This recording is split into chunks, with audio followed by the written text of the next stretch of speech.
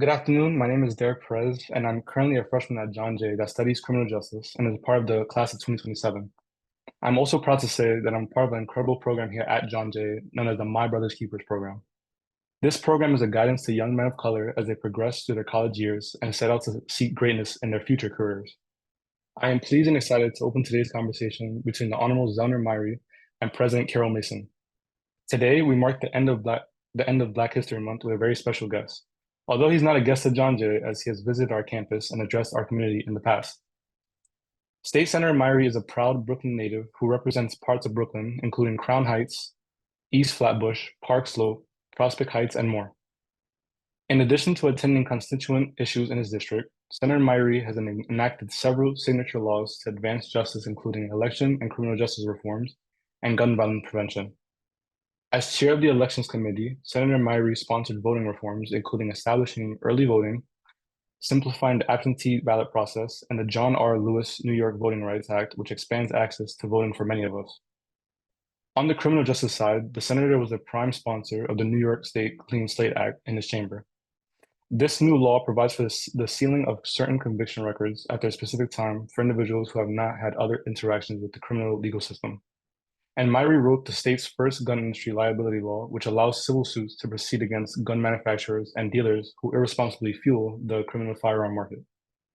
State Senator Myrie holds a law degree from Cornell Law School, and as an attorney, he has worked against police brutality, helped special education students receive needed services from the Department of Education, aided victims of domestic violence, and assisted asylum seekers. New York State is fortunate to now have such a passionate advocate in the state Senate. Senator Myrie's dedication to social justice has been evident throughout his career, and I'm so excited to hear his insights and learn more about his current work. Today's conversation will be facilitated by our college president, Carol V. Mason, a legal pioneer and voice for equality, fairness, and criminal justice reform. Before joining John Jay College, Carol Mason served as the United States Assistant Attorney General and was the head of the Office of Justice Programs at the U.S. Department of Justice. President Mason oversaw an array of criminal justice initiatives advancing community and police trust and reentry. She also served as a Deputy Associate Attorney General in the Department of Justice from 2009 to 2012, where she managed the Office of Justice Programs, the Office of Violence Against Women, and the Office of Community-Oriented Policing Services. President Mason received her law degree from the University of Michigan Law School and her bachelor's from the University of North Carolina. I thank the Office of External Affairs for arranging this program. Please join me in welcoming the Honorable Senator Myrie to virtual John Jay. Thank you. Thank you, Derek. Excellent job, and appreciate the very generous reading of my bio. Thank you to President Mason, and thank you to all of John Jay for inviting me to be with you and to have this chat. I'm always excited to do things with young people, to do things with our students who are not just the future, but who are leaders right now. And I'm honored to be a justice leader, so someone that the university has considered leading in social justice. I could not do any of the things that I have done without major giants in the past making that path for us and setting an example of what it means to fight for true justice. So thank you so much for having me. I am really excited about this conversation and looking forward to hearing more from the president and from the students as we go on this afternoon. Thank you very much, Senator Myrie, for joining us on what I call the bonus day of Black History Month, February 29th. So we got an extra day this month, though we all know that Black history is not limited to February. And so you have a wonderful trajectory. I was going to say history, but you're too young for us to call it history. So tell us about your journey of how you made it to the Senate at such a young age. What was your pathway there? Yeah, you know, it is unconventional in the sense that young people generally don't have the opportunity to serve in office, in elective office. So I'm always grateful that I was exposed to this at the age that I was. I born and raised in my district. You heard some of the neighborhoods in central Brooklyn. I went to public schools in central Brooklyn, and then I went to Brooklyn Tech for high school, went on to college, and in college at Fordham, I thought that I was going to be a sports writer. I covered basketball for the college newspapers. I interned for CBS. I thought that I was going to be on ESPN, on SportsCenter, that was going to be my lot in life. And then I took a public service trip when I graduated, and I went to South Africa, and it changed a lot of my life's perspective and what I wanted to do and what my ambitions were. And so when I came back from South Africa, this was in 2008, I had just voted for the very first time for President Barack Obama. And I wanted to figure out how I could give back to the community. So I started going to my local community board. It was 2008 and it was the Great Recession, so I did not have a job and I had a lot of time on my hands. And that's how I learned what it meant to serve the community. I went around and did all of the jobs that nobody else wanted to do. And then I was hired as an intern for a local city council member who then hired me full-time as the media and legislative director. I spent some time there. I got tired of politics. I said, I'm never going to do this.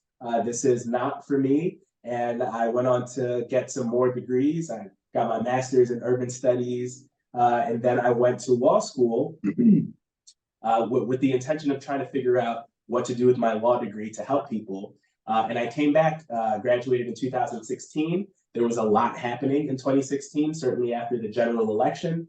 And I did some introspection on what talents I had been given and the experiences that I had in city government and by way of education, and said that I'm going to do this crazy thing and run for the state senate at the age of 31. At the time, the average age in the state senate was 55 years old. And many people told me that there was no way that I could win that race. They said my opponent had been around for too long, had raised too much money, and that I was too inexperienced. And luckily, we were able to pull it off, and we're here today.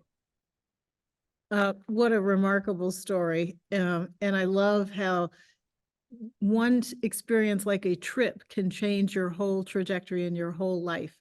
So you talked about how you came to politics. How we know that you are really honed in and focused on criminal justice issues. Tell us how that came to be. Yeah, so, a couple of things. So one, it is an unfortunate reality, but a reality nonetheless that people who grow up in the neighborhoods like the one that I grew up in. So I grew up in Flatbush and went to school in Crown Heights. And the issues of public safety and the criminal justice system aren't intellectual merely in these neighborhoods. These are things we lived with every single day. And so I always had that sort of innate desire to fix things in that space. But when I went to law school, my second year in law school, I had the opportunity to teach in a maximum security facility, Auburn Correctional Facility upstate. And I was told as a second year student, this is not something that 2Ls do. This is something that you do once you're in your third year and you have less stresses. It's really cumbersome. But I did it, and every week we took an hour's drive from Ithaca up to Auburn.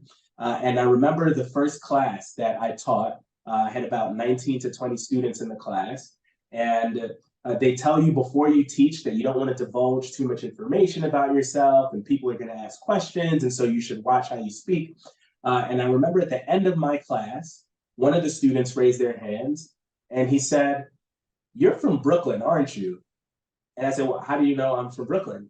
And he said, "The way that you tied your Timbs told me where you were from." And just the style that I had signaled to him that I was from Brooklyn. And I asked the class, I said, "Well, how many of y'all are from Brooklyn?"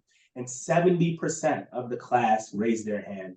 And it was at that moment that I recognized that these were the people that I grew up around, the people that had given to us, the families that we were very familiar with. They're all hundreds of miles away in a system, and they all had things to tell me about how they ended up there and what that system was like. And I think it was that moment in law school that told me that I needed to use whatever resources I had to try to rectify the injustices in the system. And you have been a wonderful supporter on these issues. You have been a great supporter of our Institute for Justice and Opportunity, which we run a program at Otisville Prison. And and helping people from New York State who come back in and want to come back home and want to get an education. So thank you for recognizing them as our students and our future students. So one of our current students has a question for you in the criminal justice space. Gianni, please ask your question. Hi again, Senator Myrie. Thank you again for joining us. So you have been awarded the Founders' Award from New Yorkers against gun violence and the Lawmaker of the Year award from Everytown for gun safety. My questions to you are, what are some of the gun violence initiatives you have enacted and what might be next on the horizon? Thank you for that question, Gianni. And I also love your screensaver. The pink cloud looks very good and calming. So we've done a number of things in the gun safety space. And as I was telling Carol, unfortunately, we all are familiar with gun violence and we're familiar with the effects that it has. And this wasn't an issue that I picked out of a hat or that I happened upon and said, let me tackle this. This is what my constituents were going through. And that they had an expectation that I would address. And so when I was elected, I started thinking about what are the policy prescriptions for gun violence, particularly for communities that look like the ones that I represent. And one of the things I wanted to start with was identifying gun violence as what it is, and that is a public health crisis. And so we passed a bill called the Community Violence Intervention Act that put that in our statutes and said, gun violence is a public health crisis. That is in our New York laws.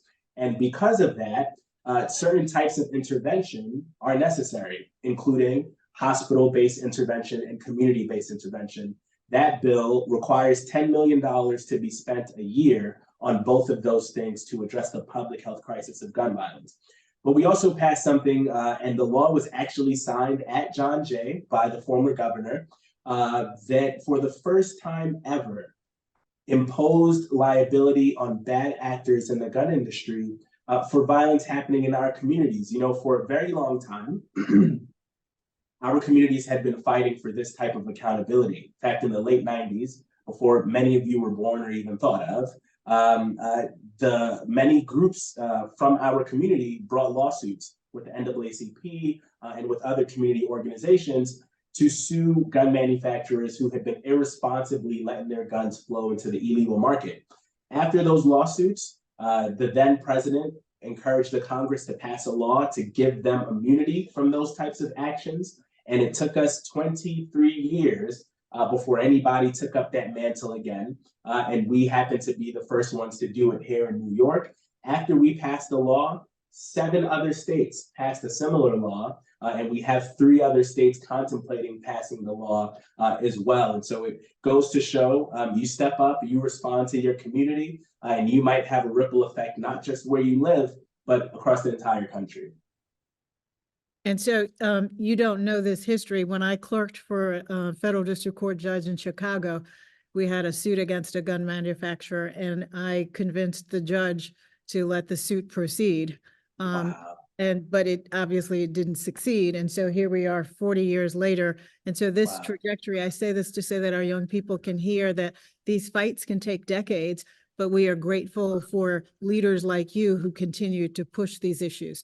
So one of the things that has been a hallmark of what you've done, which was also signed here at John Jay and done in partnership with our alum Assembly member Catalina Cruz, talk to us about the Clean Slate Initiative and what that means to you and to our citizens here in New York and how that benefits.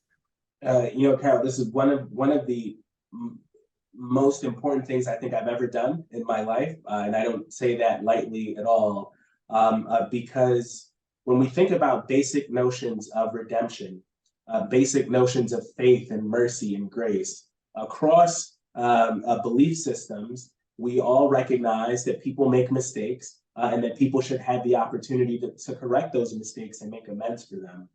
And what we have had in New York and in many places across the country for too long is an individual gets convicted of a crime, they serve that time, and then they come back out into the community and they are denied opportunity left and right, whether that is housing, whether that is employment, whether that is trying to get an education, because of this record that they have, even though they've already paid for it. So the Clean Slate Act stood for a simple proposition, and that was if you have served your time and if you have remained crime-free for a certain period of time after being released, that your record is going to be sealed for purposes of housing and jobs and other civil purposes.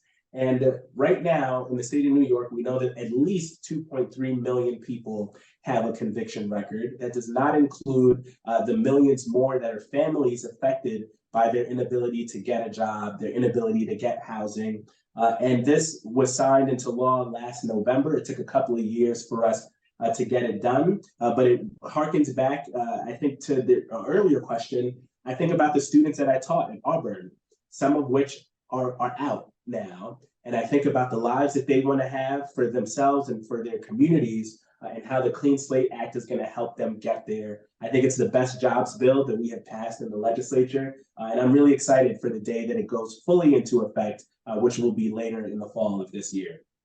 And we are so grateful for this. Again, our Institute for Justice and Opportunity, we're big proponents of that bill. And so we're glad that it is now law and really going into effect. So what you're talking about, you also chair the Elections Committee for the Senate. And a lot of people think of elections and voting as your first civic responsibility. Talk to us about what your vision is about elections and voting, and how that informs what you do as chair of the committee. You know, it's so important because as you're alluding to, it is the right that protects every other right. It is something that people often don't think about until it's under attack or until there's something wrong with the system. But it is the foundation of everything else that we do in our society. The ability for us to choose who makes the policies, to choose who makes our laws, that is foundational. So I have taken the chairmanship of the Elections Committee very seriously. We have thankfully been able to make many important changes to the election law. I think we are up to right now, over the past 6 years, I've made 120 changes to the election law, some big, some small.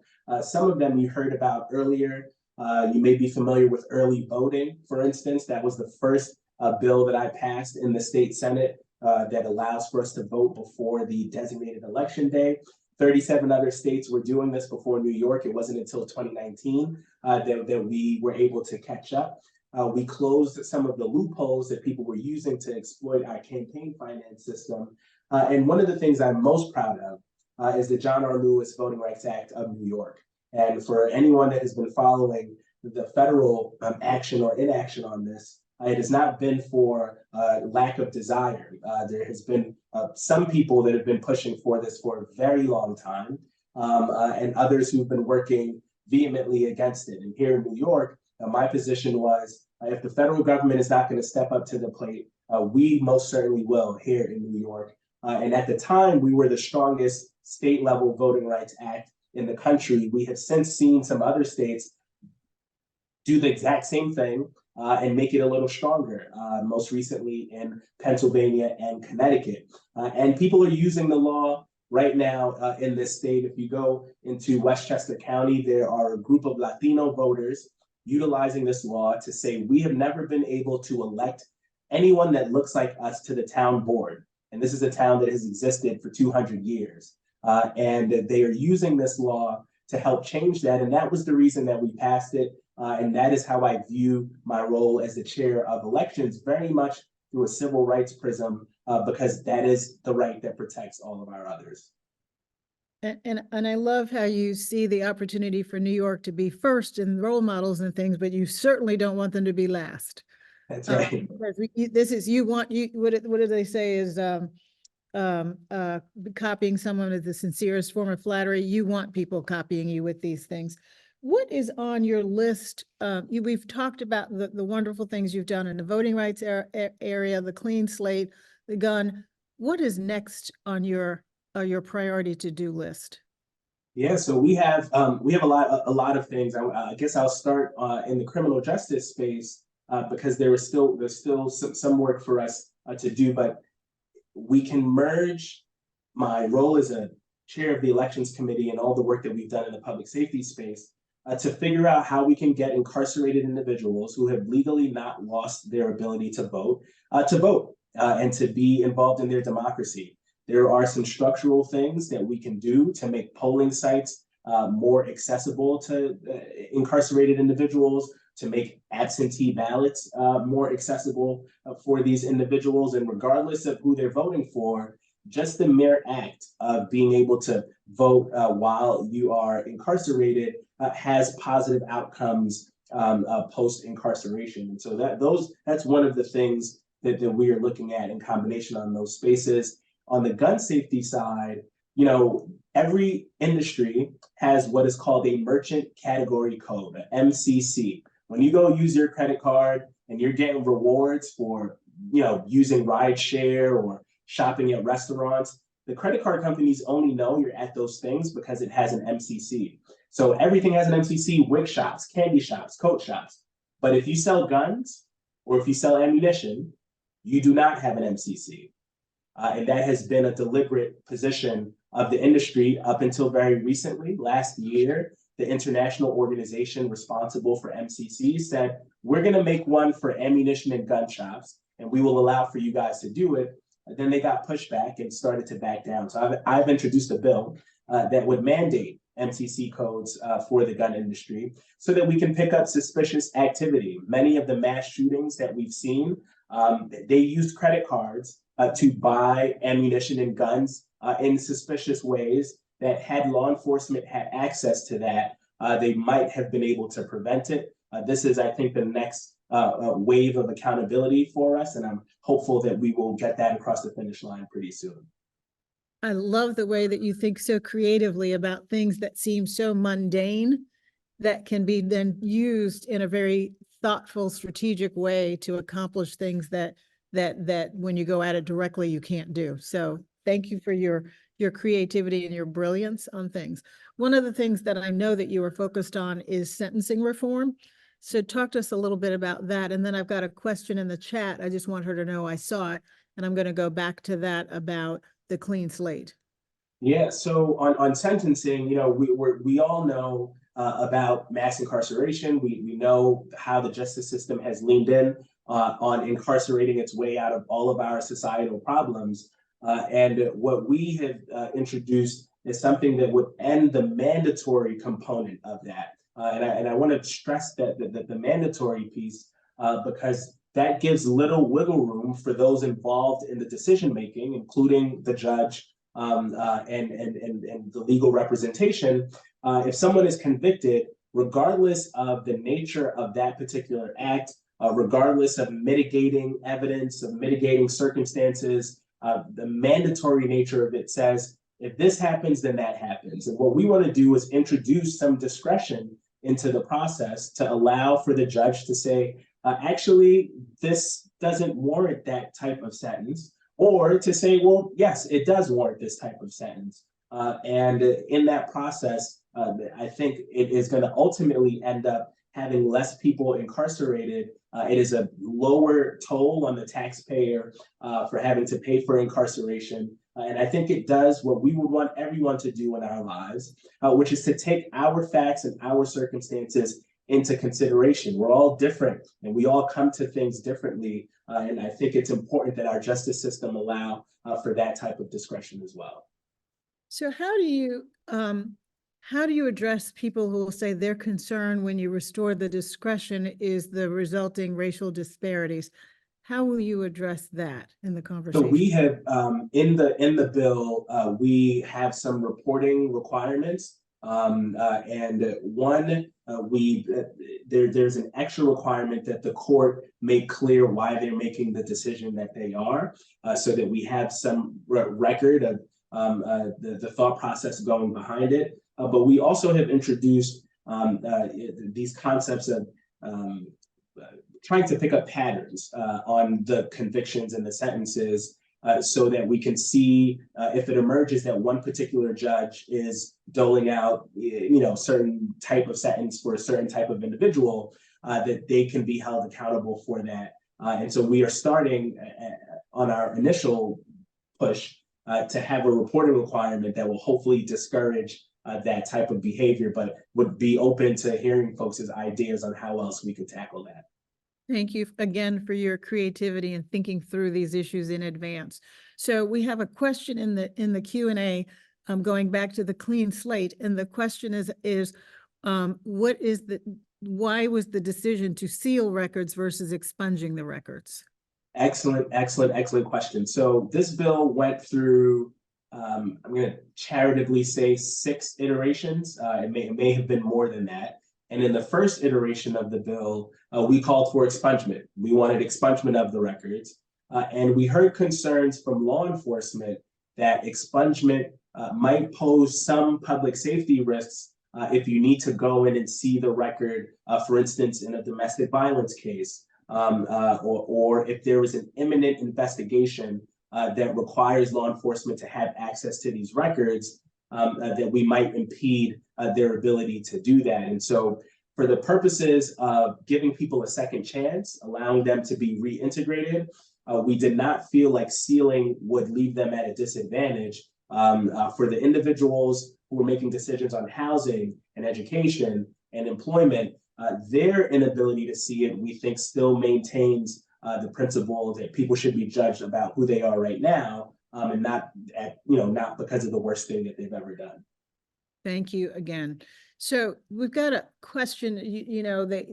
They heard you when they said that you started as a 2L teaching in a maximum security facility. So the question was about what the research is about the link between education and recidivism, and I will lead by answering and saying the research is quite clear that education is an antidote to giving people an opportunity to rebuild their lives, and it shows that it works. So the question is, how can the state expand the availability of opportunities for people to get their education while they're incarcerated? It's a really excellent question, and one that I always enjoy engaging in during the budget process, which we are in now, because I get to speak from experience and say, I've seen this up close, I've seen it live. One of the things that I think might present a point of advocacy for folks is to restore TAP for those students. That used to be the case. It used to be available. And if someone is trying to get their education and better themselves, it should not matter whether they are incarcerated or not incarcerated. It should be the state's role to help make that process easier for them.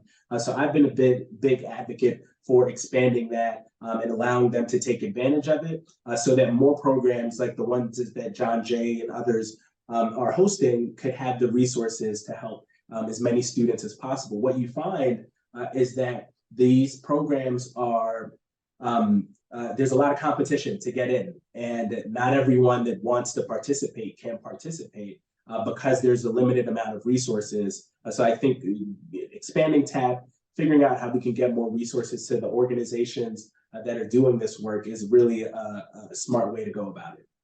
So we are grateful that the Pell is now permanent, is no longer a pilot project. And I will say that the SUNY's chancellor was one of the reasons why we had the pilot Pell.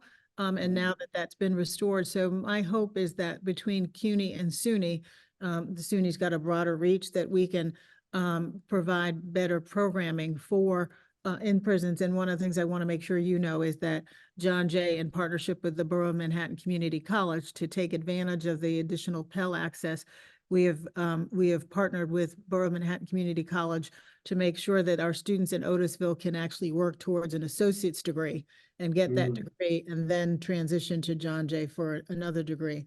So we've been talking a lot about the things you've accomplished, and people want to know what advice you have for young people. And since I know when we were talking ahead of time that you were trying to tell us that you're now more seasoned and no longer young, but I think you're closer to young than not. And so one of our students has a question for you. Mohammed?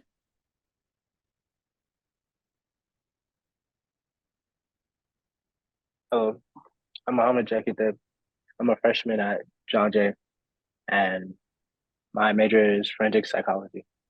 So as a MBK student, I wanted to ask you, have you ever had a mentor, and how has that mentor helped in your success? Yeah, it's a great question, Mohammed. And I've had not just one mentor, I've had several mentors. I continue to have a group of mentors. And I will say that it was really impactful for me when I was in high school and in college. A lot of my mentorship came from the faith community, where I was in life, and it helped me with discipline and staying focused. And I don't think I would have been able to do the things that I'm doing now had I not had someone to call up and say, how do I even do this? I hadn't, some of the professional things that I now take for granted, I needed mentors to help me do and help me to perfect how I tie a tie, but also to help me on how I speak publicly. I had to have people tell me when I was doing things wrong. I remember one of the most impactful conversations I had from a mentor was from a judge in law school who was teaching a class at the time. And this was a class that was about presentation, and it was something called moot court that all of y'all are familiar with. And I did my thing, and he, gave me some stern feedback after I had presented, and I thought that I had blown it out of the water. And he was like, Z, here are the things that you need to do better. And thankfully, a couple of weeks later, sitting with that, learning, practicing, I was able to perform at a moot court competition, and I got an offer for clerkship on the spot because my argument was so good. And that would not have happened if I did not get the feedback that mentor gave me. So I would say not just to seek out their relationships for things that you think are on its face beneficial, but to seek to get honest and critical feedback to make you the best person that you need to be. Thank you. So I wanted to make sure I got their questions in, but I've got another question in the chat about mental health services and the availability of mental health services from a preventive standpoint, from a standpoint of distinguishing, getting people the mental health services so we can keep them out of our prison system. And then to the question of if they are incarcerated, how do we serve them? So what's your thinking about how dealing with mental health impacts the work you're doing in the criminal justice space? I mean, it is so, and you know this, Carol, from your own work and expertise. The two are inextricable, and we often, we are aiming to treat mental health issues with incarceration and just saying, let's put these people out of sight and out of mind, instead of actually drilling down and dealing with it. So we have been the proponent. I've sponsored bills, but also working with our mental health chairs on how we can bring those services to folks who are incarcerated. But I'll step back for a second and say that this is also outside of that scope. I've been a state senator for 6 years. I have pretty good health insurance. And a couple of years ago, when I decided to get serious about getting my own therapy and dealing with my own trauma and working through my own mental health, I had an incredibly difficult time finding a therapist. It took me months and months and months to find someone that was going to be, I think, suitable for the needs that I had. And I have every resource at my disposal. I can't imagine what it's like for my constituents, what it's like for regular New Yorkers trying to get mental health assistance. And we talk about it very much in the acute sense and when it's physically manifesting and we can see it. But so many of us are struggling, particularly after COVID. We go through a once-in-a-century pandemic and then we all just try to carry on like it didn't happen. So I think it needs to be a broader conversation of how we can make mental health accessible to everybody and affordable to everybody. And that's something I certainly want to be a part of as I look to future things that we want to work on. Thank you for your courage in being candid about things. It's important so that we make sure that people know that we're all wrestling with the same kinds of things and it's okay to talk about them. So one of the things I'm wrestling with is support for CUNY in the state budget. And as you can see from our wonderfully talented students who are asking these powerful questions, what can we do to help support you as you advocate for higher education in the budget?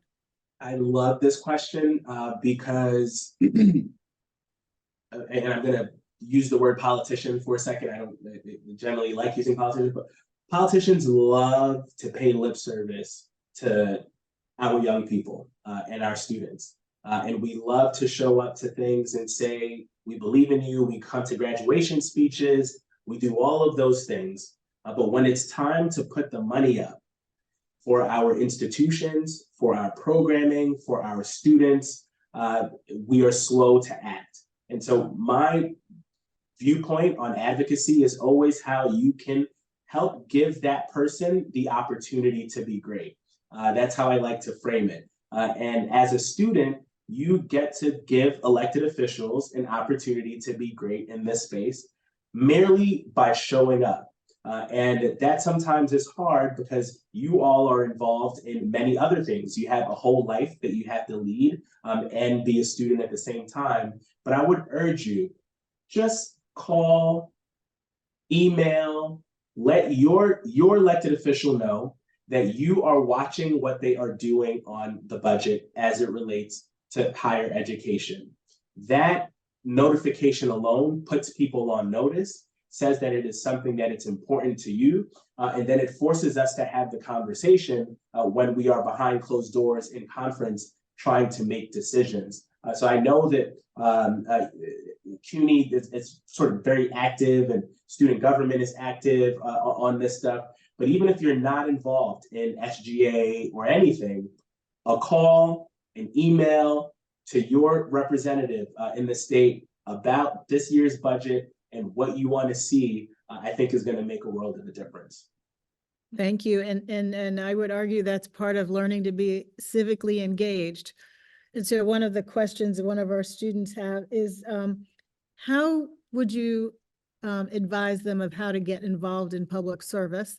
And one of them is asked in particular, how can they work for you? So let's talk generally first. Okay, so I'll talk generally and then we'll go down. You know, I get a version of this question pretty regularly, and what I like to tell people is do not focus on the destination, focus on the journey, because the journey is what will equip you to be great in the destination. I had no idea that I was going to run for state senate in 2018. You know, I had in fact written off politics for a while because I was sort of jaded about the process. But you should know that there are so many ways to serve and so many ways to give back, even in positions that you don't think are necessarily public servicey. And you should be spending your time trying to equip yourself with the right tools that are transferable and that will allow you to help in different ways, but also to find out what you want and what you like and what you don't like. Part of the process of the journey is discovering that, like, all right, well, maybe politics isn't the way to go, but I really enjoy being in a classroom. Or if I don't like being in a classroom, well, maybe I want to see what I can do in a court, or maybe I want to be a writer so that I can communicate to the world and help with that. So I would focus really on the journey, figure out what makes your heart flutter, and get the tools in order to help as many folks as possible. I like that. And what makes your heart flutter? Mm-hmm. So you mentioned that you thought you were going to be a sports writer. And you mentioned that a lot of the things that you do have did in the past equipped you. How did that initial wanting to be a sports writer equip you for what you're doing now? I love this question because it again speaks to the point that I was making earlier. Writing, as I'm sure all of the professors and the faculty folks communicate to you regularly, is such an important tool for whatever it is you're going to do in life.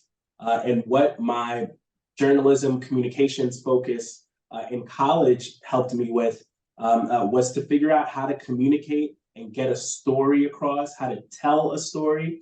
And I use that almost every single day in my current job.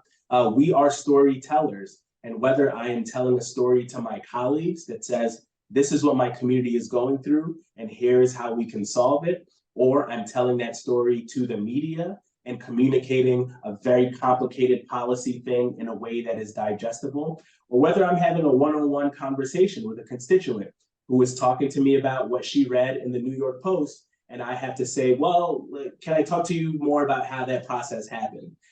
All of those things are informed by what I was working on as a college student. And I think it can be the same for you, that whatever it is that you're gaining and the skills that you're gaining now, they're gonna end up benefiting you in ways that you can't imagine at this moment. Love it. Love it. Because as you mentioned, we try to tell the young folks here all the time that writing is fundamental to anything that you do. And I love how you connected the storytelling to how you advocate. We are fierce advocates for justice here at John Jay, and having them understand to connect that piece that writing and communication and storytelling is advocacy. So in the spirit of advocacy, or what was the best advice that you've gotten to this point in your life, wherever along this trajectory that still sits with you today? You know, I am, and this is something that I truly do live by, and I'm trying to do more of it. But it is to be yourself. And I know that sounds really simple and perhaps trite, but it's hard to be you in a world where everyone is trying to position you to be something that you're not. And we all have to, in some ways, you know, put certain masks on when we're in different circumstances. And I think that is, to a certain extent, appropriate, right? Like what you do at a party is not what you're going to do in the classroom. And I enjoy both of those things. But you have to not lose yourself in all of this, because what ends up happening, and I've seen it because I've you know, thankfully been able to be in some pretty important rooms and circles and important networks, as people get so wrapped up in attaining the thing, or in being a person of status, or being in a room of status, and then you end up forgetting the values that brought you there. You end up forgetting who you are as a person, and you get caught up in the glitz and the glam. So I have tried my best through every level of ascension professionally in life to be myself, and that has had some, you know, real impacts. One of the things that I care a lot about is wearing sneakers. I love sneakers. I'm a sneaker person. And prior to COVID, you know, we have a very strict dress code in the state Senate and in the chamber. And I remember during COVID, we had to come up during COVID, and I said, I'm going to wear my Jordans, and I'm going to have somebody try to stop me from walking into the chamber that I was elected to walk into. And after I did that, some of my other colleagues started wearing their sneakers. And just last year, I introduced a sneaker day resolution in the state in May, and we had everybody in the legislature, Democrats, Republicans, janitorial staff, legislative staff, everyone had their sneakers on, everyone was having a good time. And to me, it was affirmation that if you just be yourself, as hard as it can be, and this was a, you know, light example, but it holds true, I think, in a more broader context. Just be yourself. You give other people freedom to be themselves as well. You actually end up becoming a source of inspiration. So don't forget that wherever you are and wherever you go, try your best to be yourself. So I'm smiling because I'm thinking about that picture in the Oval Office where they showed all of I'll call him, well, I won't call him speaker yet, but leader Jeffries, and McCarthy at that point, and in there with their sneakers, basically their little dressed up sneakers in the Oval Office. So again, you were ahead of the curve. We're trying. And this is why it's so exciting to have our students see someone young leading this way. So what, and not just in the sneakers, everybody, I'm talking about everything he's doing, the whole picture, his whole self. So what advice would you give to your younger self, knowing what you know now? Relax. You know, and not relax in a way that means I don't work. I've had to work very hard to get here, but I say relax more from a mental health standpoint. in that every little thing that is happening to you right now is not dispositive on what your life will become. And what seems really important right now will wane in importance down the line. And so that's probably what I would tell myself, my younger self, that some of the things that I was so worried about and so caught up in, and I don't know if this is going to work out well. And you spend so much time thinking about what is not. You don't focus on that time in your life where you didn't have as many bills and as many responsibilities. And you have a different friend network. You're younger, and you could do. I would try to just relax a little more, enjoy that time, and then be able to enjoy the other points of the journey. And I hope that our students are listening and hearing that. They're all deeply ambitious. They all have plans, and everybody's working hard. Most of our students, like you had to as well, worked in order to get their education, but to build in some time to breathe and relax and enjoy this journey as you keep talking about. I'm going to ask you something that you didn't know that I'm going to ask you. So the question I've got is, what didn't I ask you that you want to make sure we hear? Because I know that there are a range of things we talked about, but oftentimes, the one thing that you wanted to share with us, I neglected to ask that. Is there anything that I neglected to ask that you want to make sure that our community hears? Yeah, no, I think I think we hit on a lot of the things I wanted to say. This is not more of a response to an omission of a question, but perhaps just underscoring something that you already asked and that we've spoken about. And that is to all of the students that are on, that you are already great. You're already great right now, right in this moment. You are already amazing. You will go on to do great things, and we look forward to supporting you in that. We will be there for you. But who you are in this composition right now is already great and already amazing. So think about the great and amazing things that you can do right now. And that includes professional accomplishments and advocating and setting yourself up to be great in the future. But that also includes taking breaks, going out with friends, being there for family. The worst place you want to be at is having been so focused, having been so ambitious that you miss the important things in life when you can no longer attain those things. So I would really, really please, I implore you, you can do both things. You can be successful as a professional, and you can be successful as a human being. All of the things that we need as humans, love and attention and time, you can do both of those things. And in fact, this part makes you better at this part. And so please, in all of the things that we talk about, remember who you are. Do not forget who you are. Water that person and that part of you, and it is going to help you to become even greater than you are today. Oh, I love that. I love that. So I'm going to ask you one fun thing. Yes. So when the session's over and you have the opportunity to do whatever you want to do, like you say, to water your spirit, feed your soul, what is that one thing that you can't wait to do when the session is over? So this is going to sound like boring, but I am I have every streaming channel. I have all of them, and I just love to veg and just watch all of the things. That is like what I cannot wait to do. I don't have the time to do it now, but I am ready to binge all of the shows, all of the things, just mindless entertainment to help, bring down the temperature and the anxiety from spending months and months and months fighting on really important issues. Well, I'm sure we can give you some suggestions, but I have two that I recommend. Okay. A show they're both on NBC/Peacock, The Irrational.